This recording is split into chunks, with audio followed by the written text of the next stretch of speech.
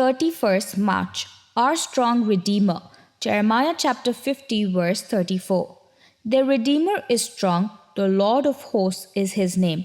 He will thoroughly plead their case, that he may give rest to the land and disquiet the inhabitants of Babylon.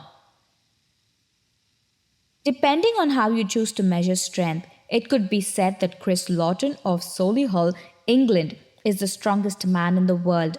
According to the 1998 Guinness Book of Records, Lawton bench pressed 1,181,312 pounds over a 12-hour period. Yet this record pales in significance when God is taken into account. Jeremiah declared that even though Israel was now oppressed, it wouldn't always be that way. The armies of Nebuchadnezzar were potent fighting machines, but they could do only what God allowed them to do. There would come a time when the sword would be turned against the Chaldeans and the inhabitants of Babylon. Jeremiah chapter 50, verses 35 to 37. The strong Redeemer of Israel, the Lord of hosts, would rise up and in the day of reckoning restore his people to their land. All the mighty armies in the world would not keep that from happening. When disasters come crashing into our lives, we sometimes question God's power. We think, if God is so strong, why did this happen?